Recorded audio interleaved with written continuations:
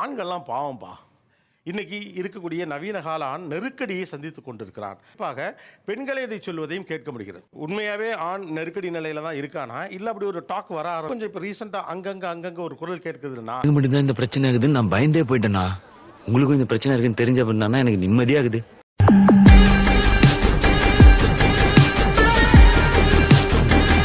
தான் ரொம்ப நெருக்கடியில் இருக்கிறான், பிரச்சனையில் இருக்கிறான், கஷ்டப்படுறான்.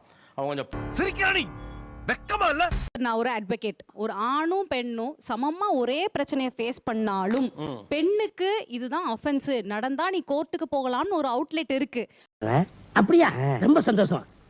ஆனா அதே விஷயம் ஆணுக்கு நடந்தா அது ட்ரோலிங் ஆகும். இதெல்லாம் ஒரு பிரச்சனையாடா? நீ எவ்வளவு கேவலமான பிறவிங்க இல்ல நம்ம. அதாவது பிரெக்னென்ட் விமன் இப்போ நிறைய கேரிங் எதிர்பார்க்குறாங்க. அவங்களுக்கு வர மூட் ஸ்விங்.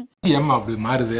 என்னங்க மூஞ்சி என்னங்க ஒரு மாதிரி இருக்கு? நல்லா தான் இருக்கேன் மூஞ்சி. நல்லா இருக்கு அப்படி இருக்காது. இப்போ குழந்தைகளை பார்க்க வேண்டும்னு ஒரு இருக்கு. ஒரு கஸ்டடி கேட்குறாங்கன்னா பெண்களுக்கு தான் சாதகமாக சட்டம் இருக்கு. அப்போ எல்லாருக்கும் எமோஷனல்ஸ் இருக்கும், எல்லாருக்குமே வலி வேதனைகள் இருக்கும். குழந்தைய பார்க்க முடியல, சட்டமும் அவங்களுக்கு துணை போறப்ப இவங்க அதிகமாக பாதிக்கப்படுறாங்கிறது என்னுடைய கருத்து. ஓகே, என்னடா எந்த ஃபேமிலினாலும் கடன் அப்படின்னா ஆண் மேல தான் வந்து விழுது. நல்ல அப்சர்வேஷன் இது. ஏன்னா பெருவாரியா கடனாளி அப்படின்னாலே இது ஆணா தான் இருக்கான். போடா, ஆண்டவனே நம்ம பக்கம் இருக்கான்.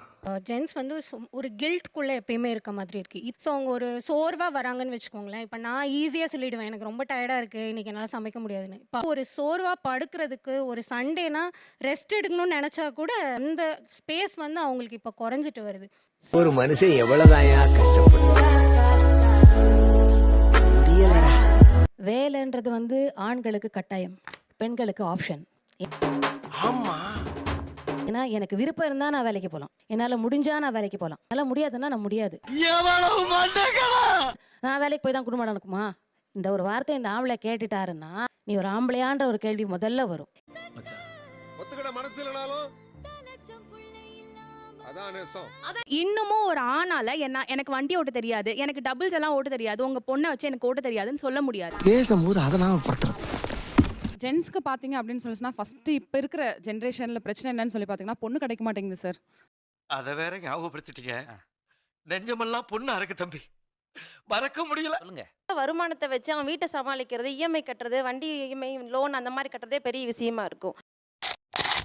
எனக்கு வெட்டிங் டே கிஃப்ட் பண்ணல, அதில் வந்து எனக்கு பர்த்டே கிஃப்ட் பண்ணல, அங்கே வற்புறுத்துறப்போ அவன் ஃபைனான்ஸ் ப்ராப்ளமாக ரொம்ப அந்த இடத்துல வந்து மன நெருக்கடியில் இதாகிற மாதிரி இருக்கு.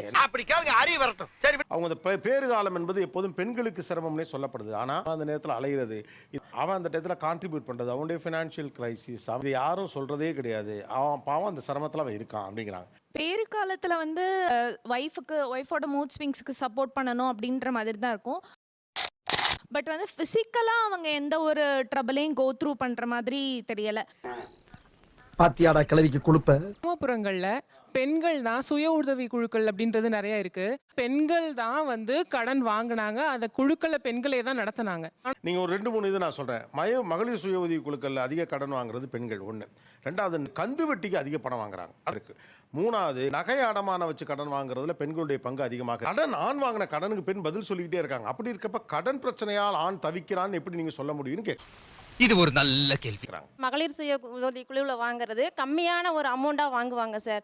ஆனால் ஆண்கள் வந்து கல்வி கடனுக்கும் ஹோம் லோனுக்கும் வாங்குறது 50 லட்சம் 60 லட்சம் அந்த மாதிரி வாங்கிட்டு இருக்காங்க. அப்போ இப்போ ஒரு ஹவுசிங் லோன் அவங்க சொன்னாங்க இல்லையா, ஒரு 60 lakhs 70 lakhs போடுறோம்னா நாங்கள் 2 பேருமே ஒர்க்கிங்காக இருப்போம். ப்ளஸ் சப்போர்ட்டிங் வந்து எங்களோட ஜுவல்ஸ் கொடுக்குறோம். ஜுவல்ஸ் கொடுத்து சப்போர்ட் பண்ண ரெடியாக தான் இருக்கும். ஸோ அந்த ப்ரெஷர் எனக்கும் இருக்கு. ஓ அப்படியா விஷயம். எத்தனை பெண்கள் உங்கள் கல்லூரி தோழிகளிடம் கைமாத்து வாங்கியிருக்கீங்க? ஆனை கேளுங்க, கிட்டத்தட்ட பூரா பேர் மட்டும்.